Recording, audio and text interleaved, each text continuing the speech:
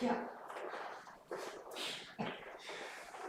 Very warm welcome to Monday night meditation here at Every Space. So we're into week 5 of this meditation challenge.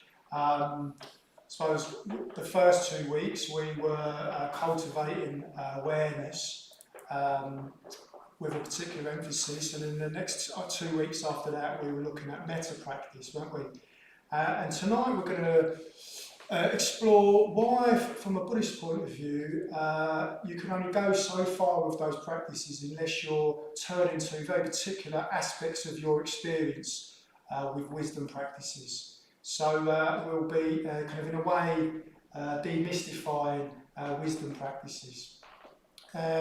So yeah, you can still join the challenge. It sounds crazy, we're 4 weeks in, but you can still join it. And you can just decide to meditate every day for the next 2 weeks and be part of the challenge. And we'll support you with this live stream, and you can kind of check back over previous weeks if you want to. And see how we've been building up this toolkit week on week to develop confidence with these practices that we're teaching. And the other really cool thing is this interactive platform that's really been working so well. Quite surprisingly well, this sense of community building online with poems, pictures of people's shrines, meditation tips, little guided meditations. So you can still sign up, and have we got the sign up link for that? That's going to be up in the chat box. Okay, so if you don't know me, my name's Mike Chanara. I'm an order member with Sri Lanka Buddhist order and a teacher here at Brixton. And so it'd be really good, as always, to hear who's out there. I'll say who's here. We've got Daisy. She's gonna give a talk a little bit later on. Lisa, Alex, Steph, Jack's here, and Elaine's here. So yeah, it'd be great to know who's out there and where you are. Okay, so what have we got on tonight? Tonight is the same kind of format that we're used to. I'll be leading this in a moment in a short kindness breathing space. Lisa put one of these up on the online platform earlier in the week. So I'll be leading this in that, just to kind of help us to arrive into the evening. And then we'll be hearing from Daisy about what meditation means to her. We're looking forward to that. And then I'll give an introduction to wisdom practices, and then we'll actually have a go in a guided meditation. We'll have a go at those. Okay, so let's just settle in. You don't need to do anything special. Just get yourself comfortable.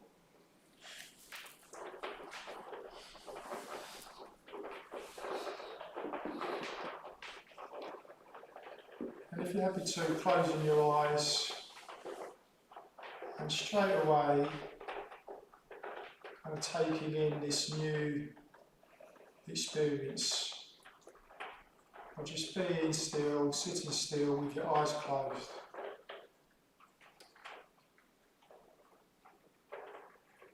So start to experience yourself, experience what's going on around you quite differently. Taking in the sounds, you can hear the sounds of the rain on the windowsill here. Just taking in the sounds around you.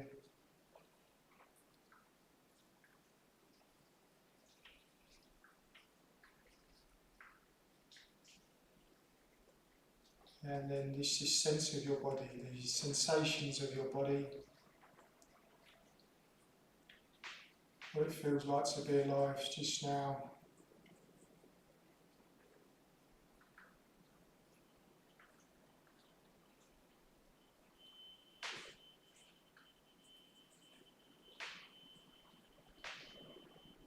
And you can feel the support of the floor. And we could just start to let go into that support. You start to let go of any gripping in the body.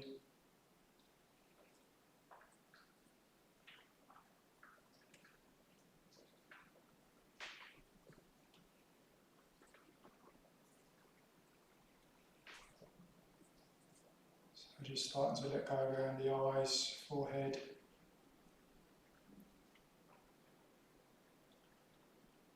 and the shoulders.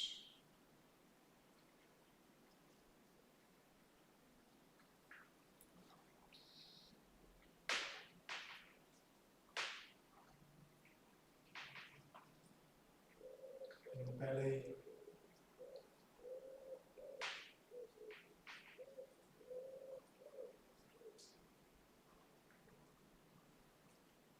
And the thighs. We're just giving our weight up to the floor.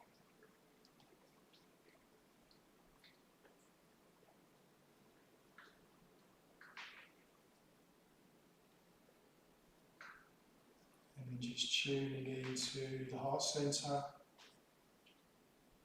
the physical heart, but just the centre, the emotions and the chest. Just feeling whatever is there. There may be not much at all, might be quite blank. Might feel some tension. There may be some sense of opening and ease.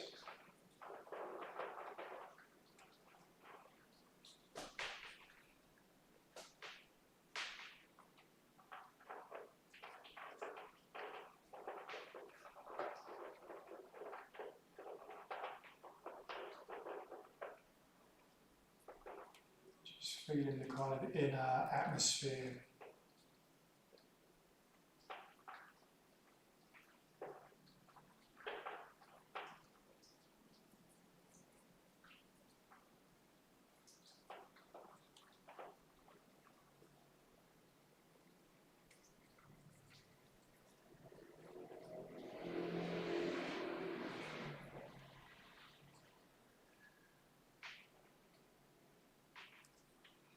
Just bringing to mind the moment that we felt connected in the last day or so.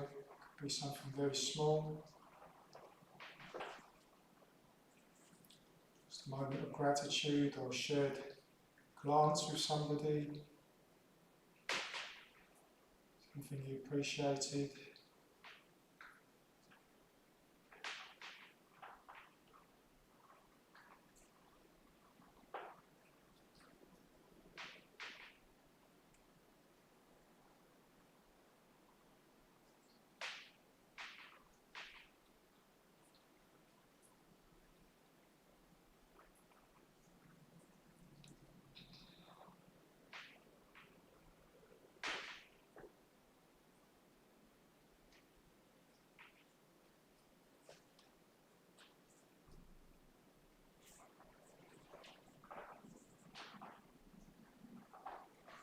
And just feeling how that's affected you throughout the body.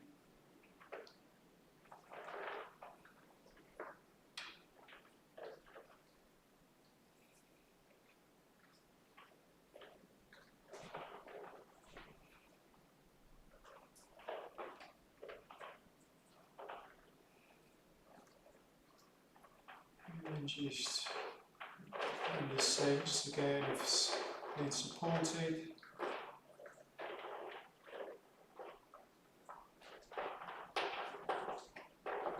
And meditating with other people.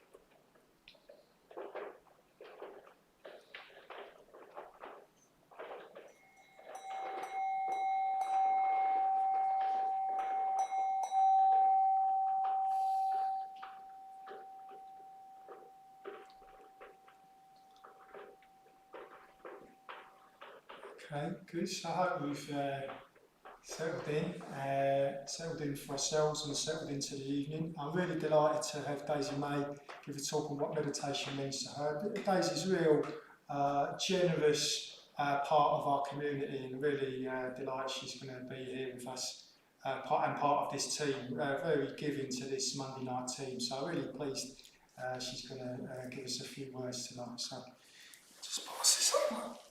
Thank you.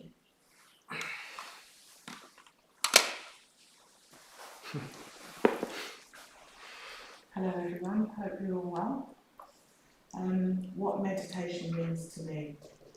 Two things that really sprung to mind was transformation, a journey and a discovery, and love, kindness and compassion.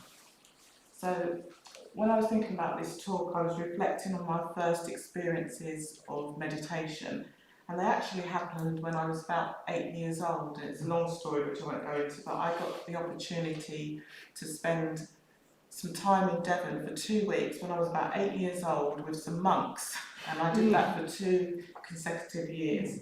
And one of the things that I remember is, why I love puja for one, is because they used to chant a lot. But the other thing is, I remember that we used to have to walk down to a river, and there was quite a few children, and on the way down they used to tell us that we had to walk down in silence, which I don't know how, but I just remember doing this and taking all the trees and the scenery. And then when we got to the river, we had to sit in silence for a few minutes just to take in the river. And I just remember feeling really calm and being able to draw on that as I grew up. So that's my first sense of being in a sort of a meditative state or meditation. So growing up, I remember in my teenage years reading books on Stephen King, but having Buddhist books and books on meditation hidden, because my friends didn't really understand why I'd want to read about that. But I think it was that memory from a child. So I used to read books on meditation and Buddhism, but I could never really quite find the place to be. I never really settled. I tried it a few times. So 4 years ago, I had quite a stressful time at work. I'm a social worker, one of our carers died, and my partner's mum was dying of cancer, and I had a massive anxiety attack, which actually brought me to do a course with Sudhika, a meditation course. I think it was 5 weeks, and then that led me to Brixton, to Triratna. I arrived here 4 years ago, and I remember the first session in Yoga Point, and just thinking that I'd actually found where I needed to be, who I was, and I'm not one for sticking with anything for any length of time, so I'm quite impressed that I'm still here after 4 years. So I think one of the things that I've really found with meditation is how it's transformed me in so many ways, and it sort of creeps up on you. You don't really notice until you have to give a talk actually. And I've just realised how I'm not a drinker really, but I don't drink anymore. I'm a vegetarian, not quite a vegan, but a vegetarian. My friendships, my relationships with family have completely changed. It just meditating seems to help me turn in on myself. I feel as if I've built a relationship with myself, which can sometimes be quite difficult. I think being able to meet yourself properly is difficult, and I think when I'm sitting in meditation, that's what I do. I'm a bit of a critical friend. I have to listen to all the narratives that I tell myself. Some of them are not very good, and a lot of suffering sometimes, but what I found is actually turning towards it, it eases it, and I can sit with it, which is quite transformative. And the other thing is I must just say, I remember somebody saying to me at Triratna, and I can't remember who it was, that you can never have a bad meditation, and I think that's really, really helped me in my practice, because I think the intention to turn up and sit on your mat is the most important thing. So whatever comes up is what comes up in that time.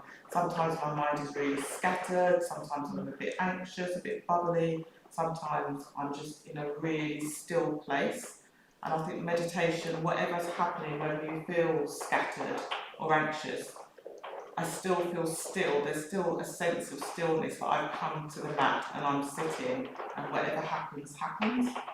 So that's been really, really the other thing that I suppose is really important is love, kindness and compassion, because I realise that I can be quite compassionate to other people, but to myself I find it really, really challenging. So my journey at the moment is love and compassion to myself and giving myself love, which is hard. I think we find it difficult to actually share that feeling with ourselves, and that's the journey I'm on at the moment, is actually really, really sharing that. And I think what happens on the mat you can then take forward, because when you're able to see yourself, really see yourself and give yourself love and compassion, you're then able to give that to other people. But I do think it starts with yourself. So that's the journey I'm on, and I think it's not. I've been able to take what happens on the mat outside of myself, outside of, I suppose, in work, with friendships, and I can see how, when just reflecting, I can see the difference it's made to people around me, just feeling a bit more open about themselves and turning up a bit for themselves as well. So really, that is me. It's transformation, a journey and a discovery, and loving kindness and compassion to myself and others. Thank you.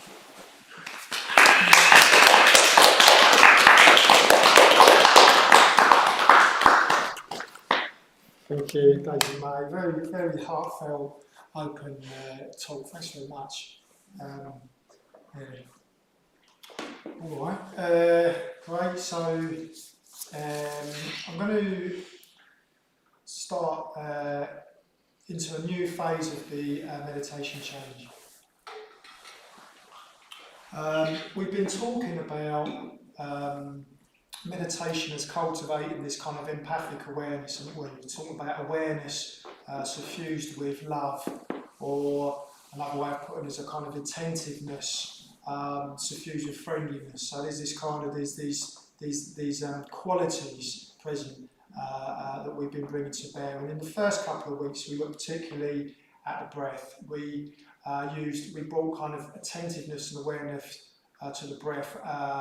Kind of foreground, so the breath was foreground. And then we looked at how to kind of focus in on that kind of fabric of the breath, the weave of the breath, and then to relax, and just to relax and open out, see what effect having a kind of attentiveness has on our broader experience. So we're kind of going into focus and receptivity. In the second couple of weeks, we brought metta foreground.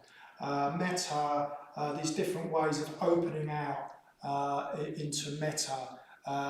We did one of them again this just now, bringing a kind of moment to mind, moment of connection or something like that.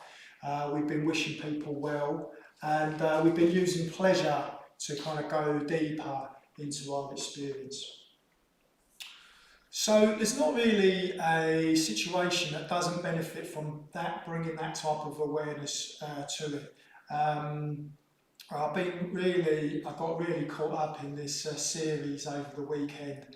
I was down at my mum's in Devon, and I watched this series in the evening called Last Chance You. I don't know if anyone's seen that. It's about a bunch of young guys in Los Angeles, at college in Los Angeles, trying to get through a basketball season so that they can win a scholarship. So that's a really big deal for them, that they need to win a state championship to be assured of a scholarship.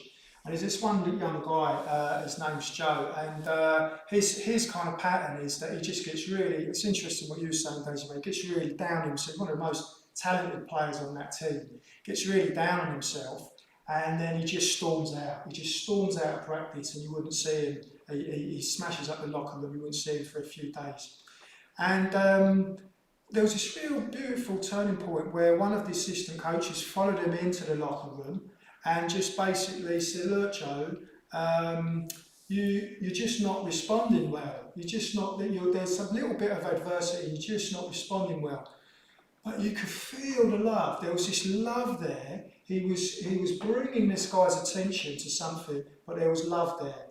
And therefore this guy could take it. This guy could take it. There was this really beautiful turnaround where he took his street clothes off, put his basketball gear back on. The assistant coach in the wheelchair wheeled him back into the practice hall, carried on. So he could take that because it was delivered up with this quality of love. And we'll say a bit more about that in a minute. So there's not any situation that's not going to benefit from this type of attentiveness and this type of underpinning of love.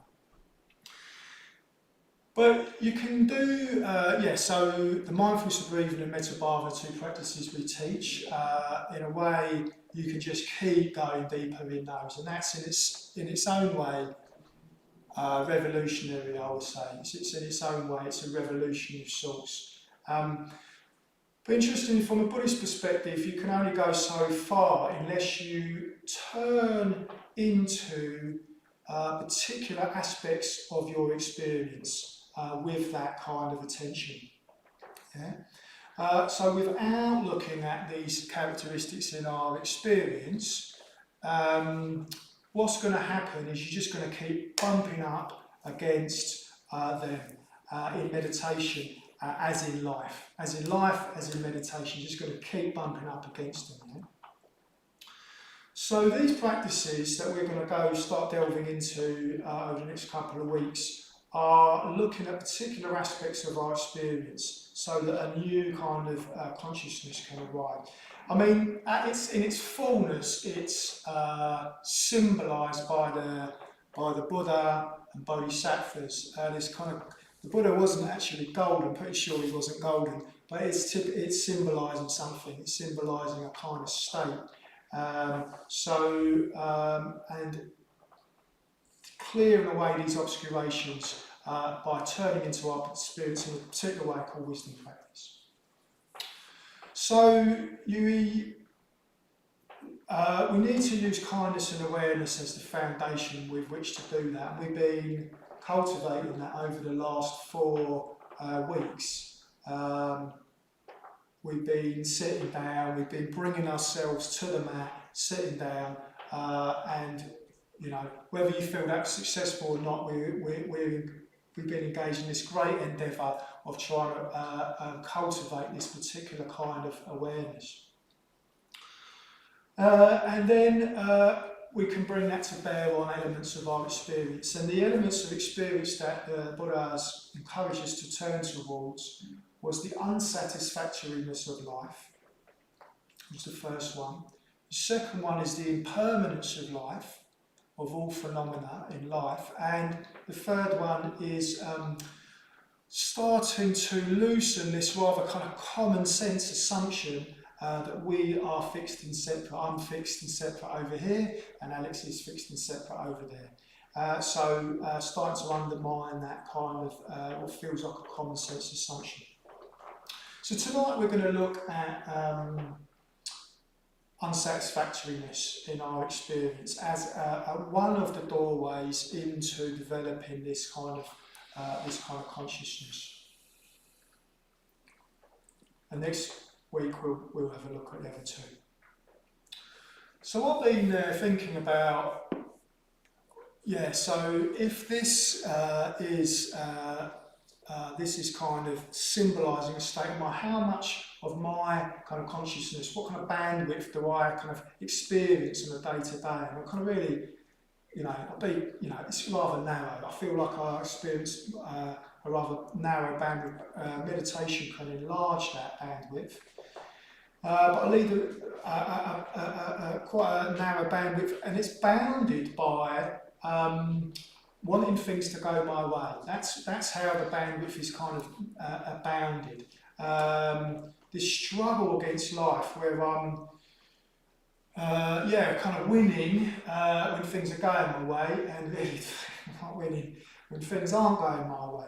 So this constant push and pull is what kind of constrains this bandwidth of my attention. And this constant push and pull has a name in Buddhism. It's called dukkha, and it basically does not, this push and pull does just not match up to the yearnings, the kind of deep yearnings of the human heart for wholeness and kind of unification. So dukkha in a way is anything that feels like it's kind of getting in the way of this kind of sense of being a whole, unified kind of experience. Yeah? And I love this analogy that Buddha used of the ill-fitting wheel. It's this kind of sense that, in those days we were talking about a cartwheel, and just a cartwheel, probably pretty bumpy the roads anyway in rural India at that time. But an ill-fitting cartwheel would have, you just would have kind of like, just been kind of lurching, and sometimes really, really quite uncomfortable. So we've experienced that kind of dukkha when things are difficult, but even when things are going well, we can get a sense that won't last. And we often get bound up in the externalities of that, this idea that it's all out there, the causes of my discomfort, it's all out there. Yeah? But from a Buddhist perspective, or from a wisdom perspective, the cause of this unsatisfactoriness is craving. Or put another way, a kind of compulsiveness to have things in a way other than they actually are. Kind of tensing against life as it is. So they're very bound up, this craving and the attendant dukkha, the craving, this tension against life, and then this subsequent discomfort or feeling of incompleteness as a result of that. So how do we kind of explore that? Well, in meditation you can feel that. You can feel that in your body. You can feel dukkha in your body, feels constricted and tight and uncomfortable. You can feel it in your heart. We started to explore the heart region earlier, and you can feel it in your heart as a kind of defendedness, a crampedness, a kind of kind of tightness in the emotions. And in your mind it feels cramped. Your mind feels hemmed in when we're in these states of dukkha. And we can trace those back to craving. So we can trace that dukkha back to this compulsion to have things other than they are.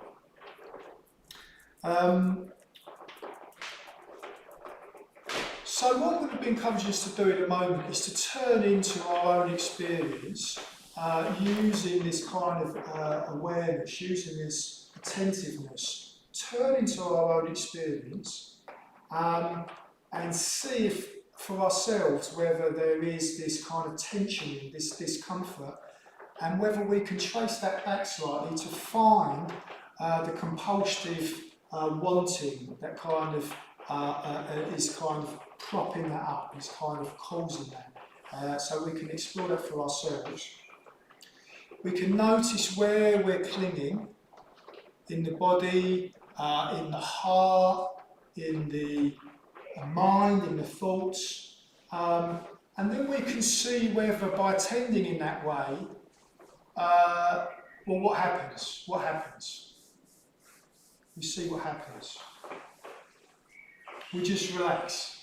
We just relax and allow that gripping to soften. Yeah, that's it. So we're just going to allow that gripping on to soften. And then if we feel some ease entering in, we just know that that's a relative release from this craving, this wanting. So as I've been saying all along, can't force meditation, really, really important. And this is another really good example of that. Just like we've been doing with the breath and the heart, we're just going to kind of have a look, attend to this sense of dukkha in the body, attend to whether we can feel what's driving that, a kind of wanting, and then just see what effect that has. So let's just see what effect exploring that way has on our broader experience. Yeah? So that's what we're going to do. I'll guide us through, don't need to remember any of that. I'll guide us through.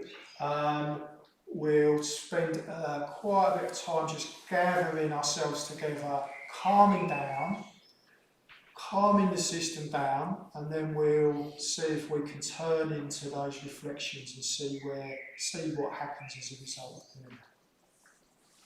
So let's get ourselves set up for meditation.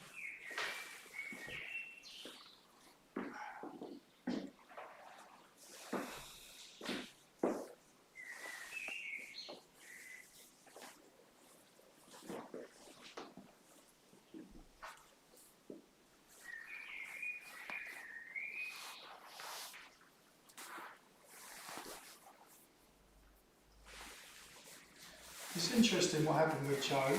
Joe, our basketball player, he just would storm out, as I said, but on this occasion, he was just able to see the dukkha in his experience. He just was able to see the dukkha in his experience when it was pointed out to him, how he responded to things not quite going his way, and he was able to just turn into it and in his own way just re-engage. Absolutely beautiful to see, bringing tears to the eyes. So we have this potential all the time. So we just set ourselves up, don't try and think we're going to meditate, just just sit here. Just taking in the sounds around you.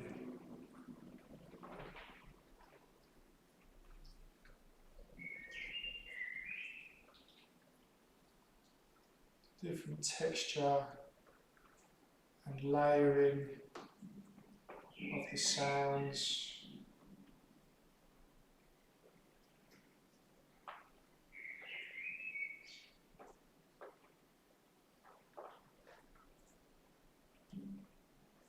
Don't need to label anything, what it is.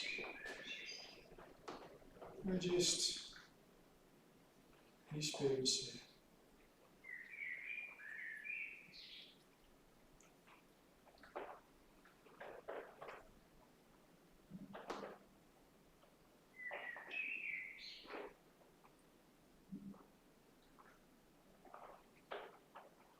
Maybe take some deeper breaths.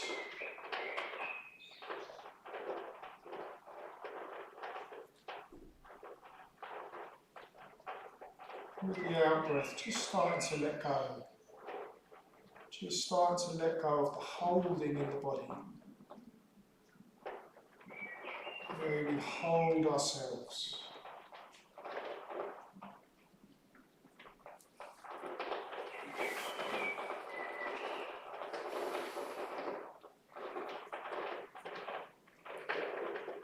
Just letting the weight of the body go.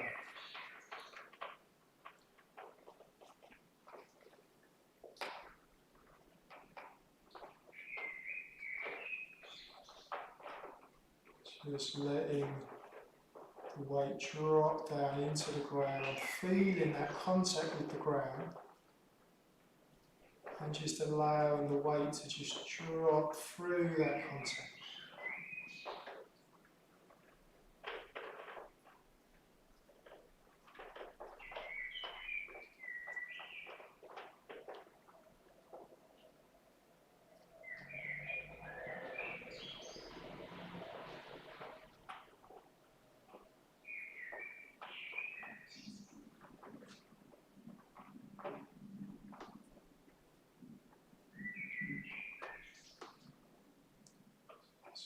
Starting to let go around the eyes and the forehead.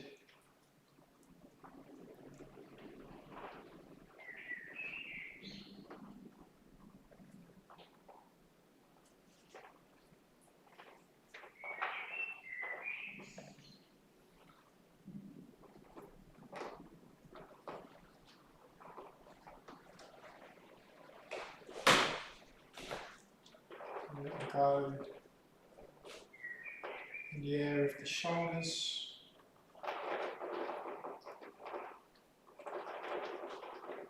Just imagining the shoulders starting to let go.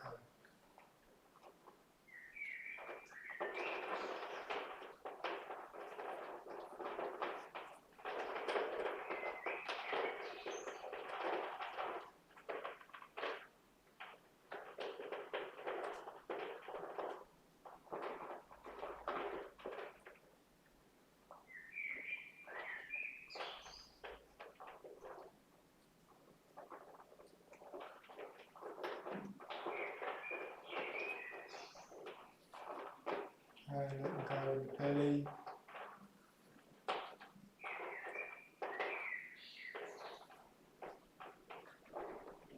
Softening.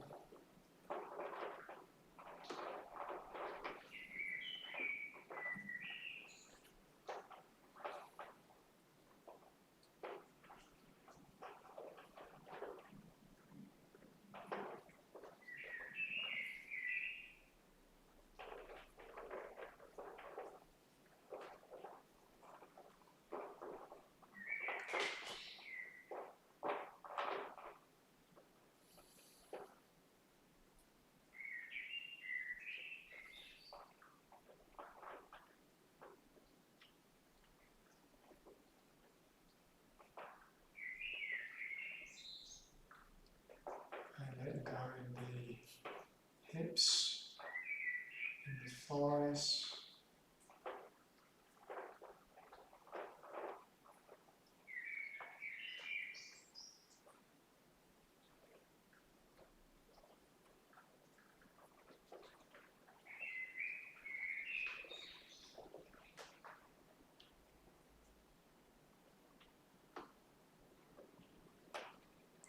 Just calm down. Letting the system calm down.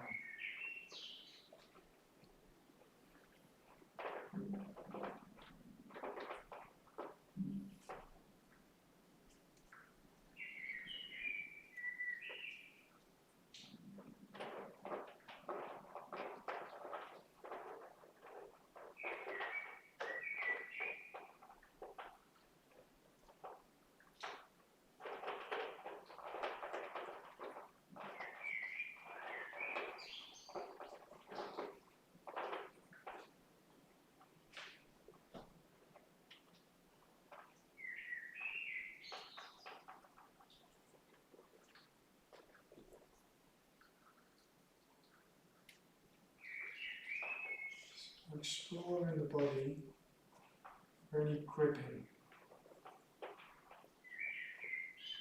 any holding on in the body,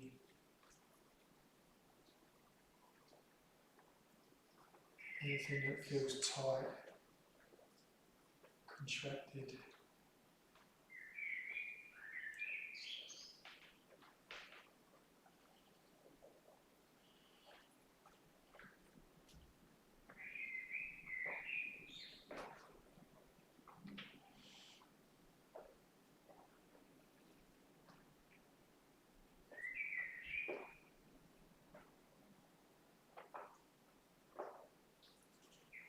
And if you can start to let go,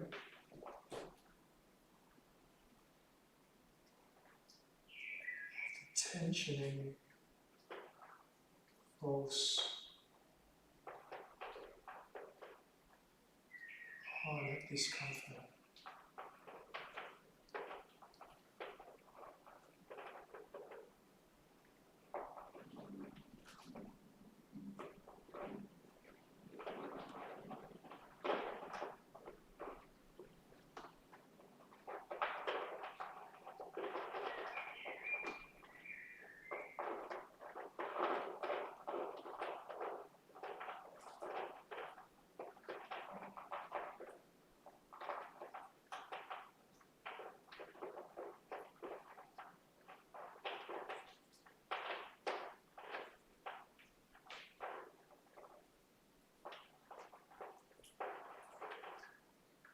Keep softening.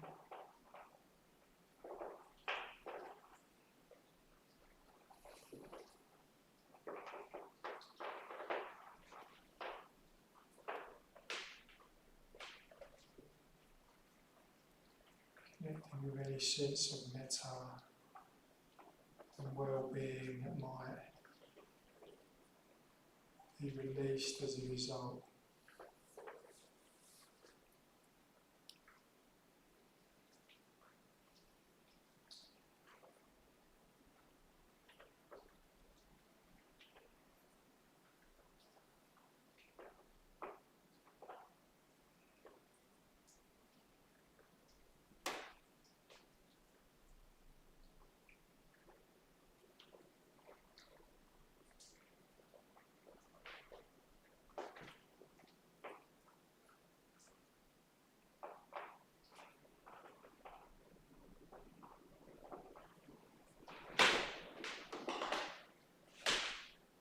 And just broadening out again to take in the environment around you, sounds, breath in your body.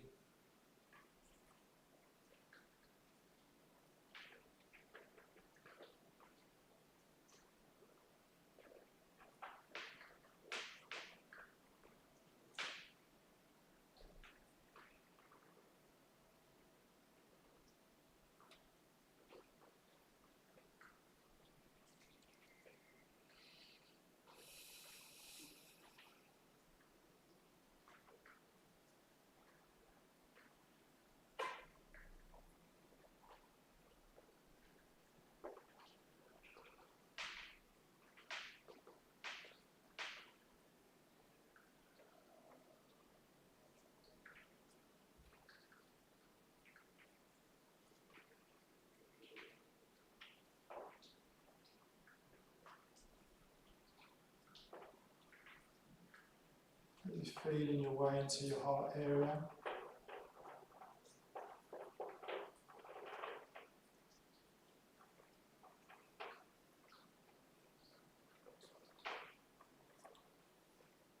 And again, just notice any sense of gripping, anything that feels tight, contracted, or defended.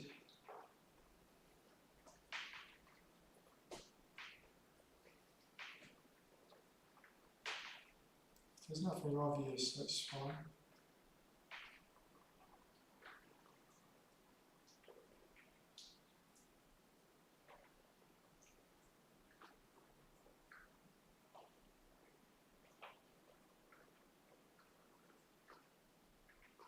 And you start to see if you can soften the tension in.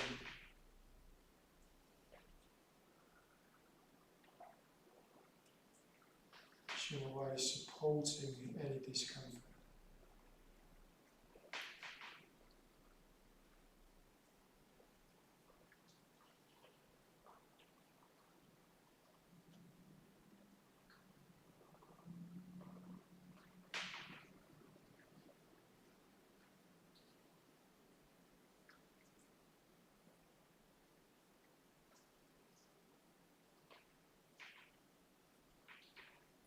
Gently, gently, using metta.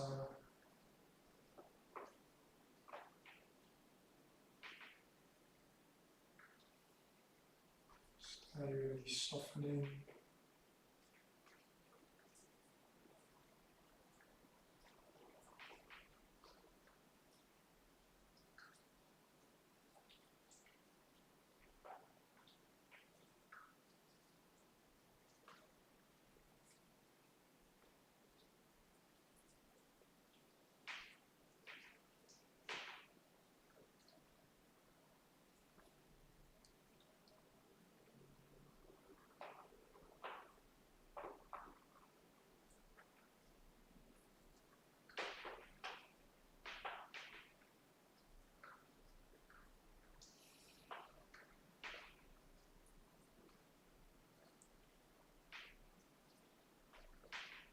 And just broadening out, feeling the effects of the kind of exploration.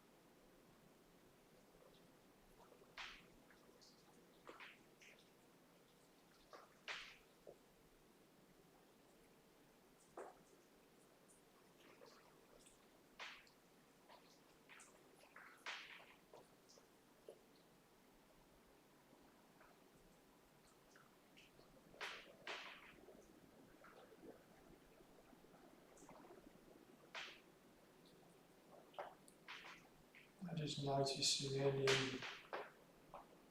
any narratives, any stories, anything which has any slight sense of compulsion in how you're thinking about what's going on.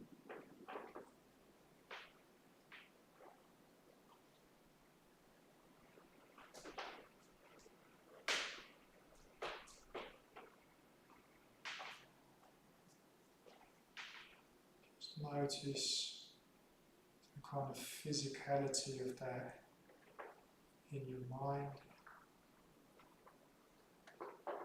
Does anything feel tight or cramped?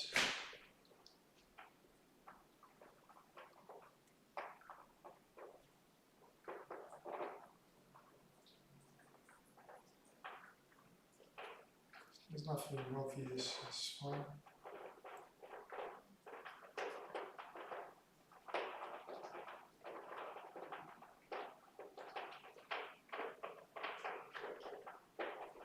We start to let go this tensioning that drives the stories, these habitual ways of relating to our experience.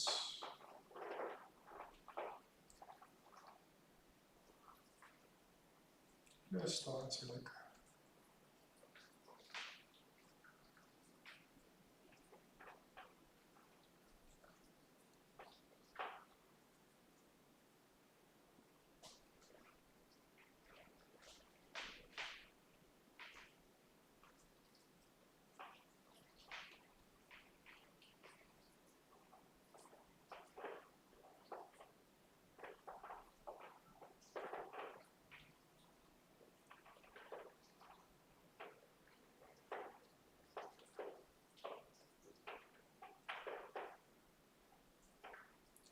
Which is letting go the mind, the body, the heart.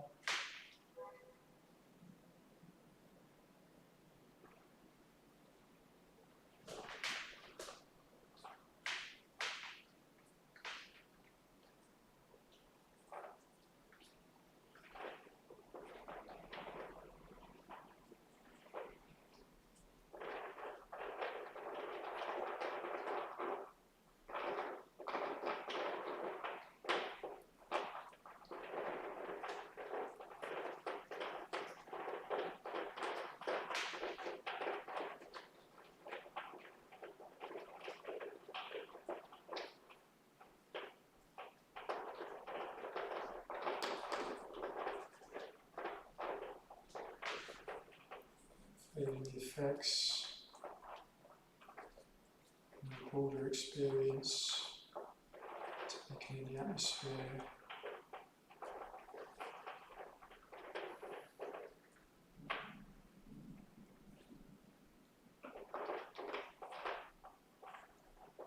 Feeling your body.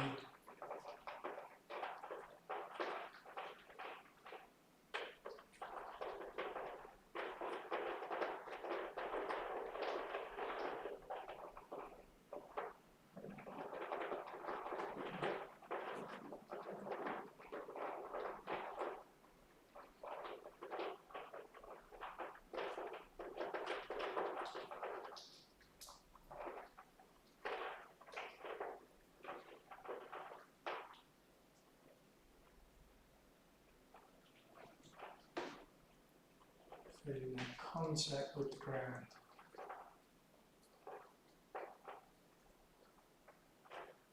Support from the ground.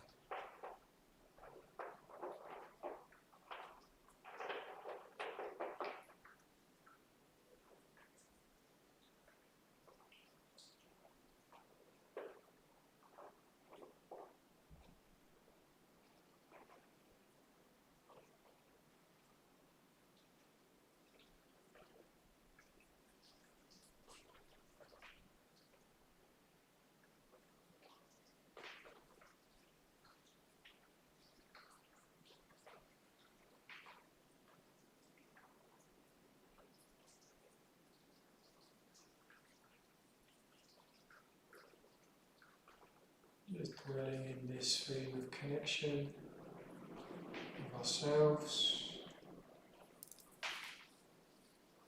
and with the others who are meditating together with us.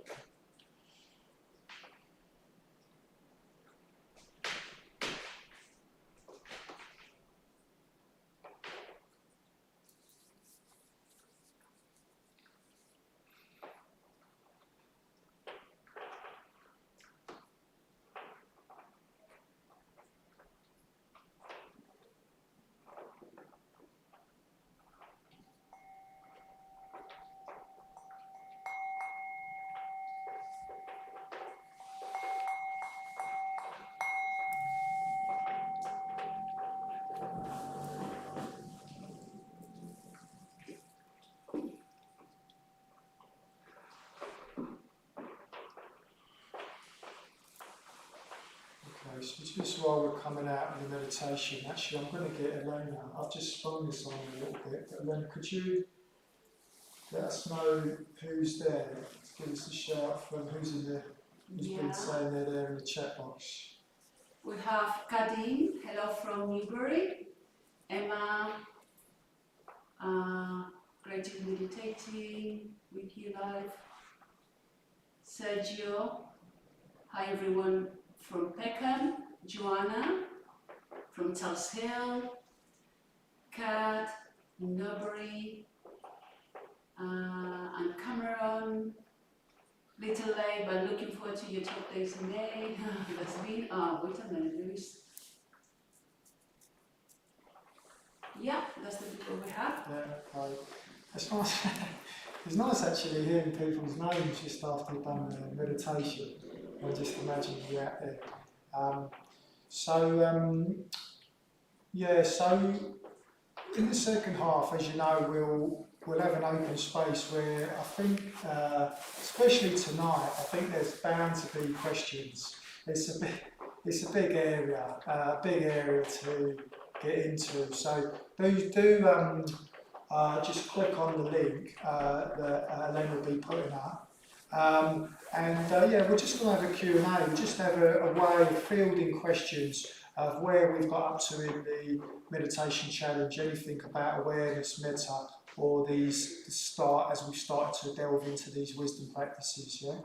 So we might be looking at things like, hold on, but desire. There must be positive ways to challenge desire, right? It can't just be craving. So we want to. That's got to be true, isn't it? So we can have a look at that. How do we know what's craving? How do we know what's desire for the good? How to kind of work with the tensioning of craving. What to do about it in our life, in our experiences. So I'm sure there must be questions. So do join me. Just click on the link. It will take me a moment to set up over there, but I'll be going straight over into Zoom World as soon as this live stream is out. So yeah, just click straight on and I'll see you there. But for now, thanks very much to Daisy May particularly, and thanks for the team for being here, setting up, and particularly thanks to Elaine. It looks puzzled, I should make everybody. Now she looks happy. So, all right, so see you in the second half.